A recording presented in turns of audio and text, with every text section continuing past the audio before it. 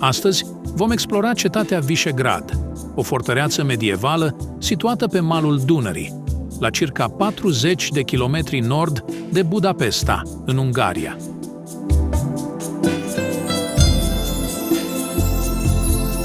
Numele cetății medievale provine din limbile slave, în care Visegrad înseamnă cetate înaltă.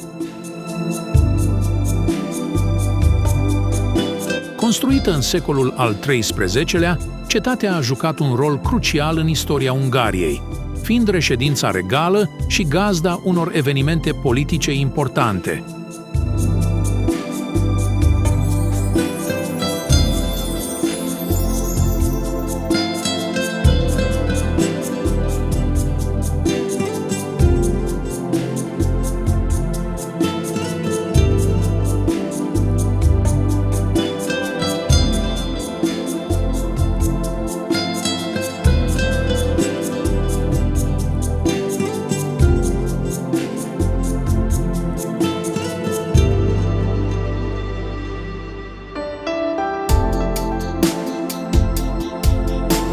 Castelul Visegrad a căpătat o importanță deosebită sub domnia regelui Matei Corvin.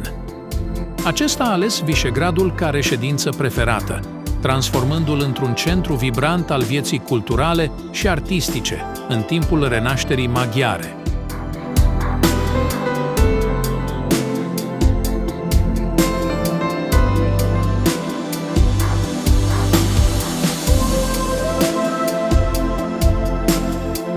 În cetatea de la Visegrad, în anul 1335, a avut loc un eveniment important. Regele Ioan al Boemiei, regele Casimir al III-lea al Poloniei și regele Carol Robert de Anjou al Ungariei s-au adunat pentru a colabora și a media conflictele dintre țările lor.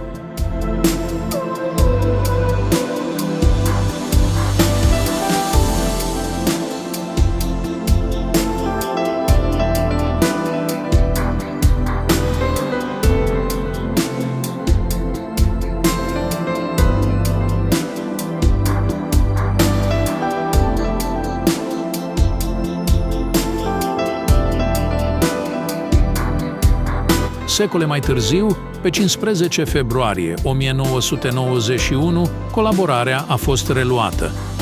De data aceasta, cei care au semnat acordul au fost Václav Havel, președintele Cehoslovaciei, Lech Wałęsa, președintele Poloniei și Joseph Antall, prim-ministrul Ungariei.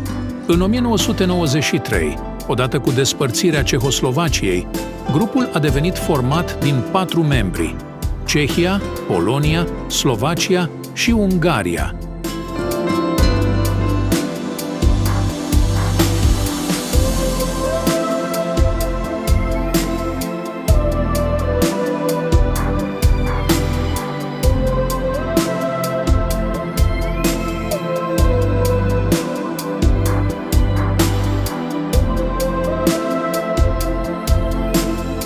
Deși a suferit distrugeri parțiale din cauza invaziilor otomane, cetatea a fost restaurată în secolul al XX-lea și astăzi este o destinație turistică populară.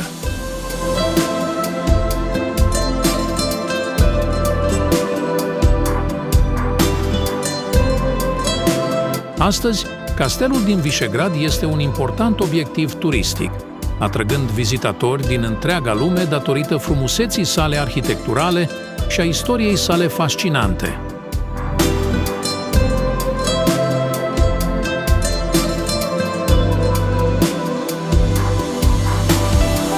În continuare vă invit să urmăriți clipul despre vizita la catedrala din Esztergom, un alt monument istoric impresionant din Ungaria. Pe curând!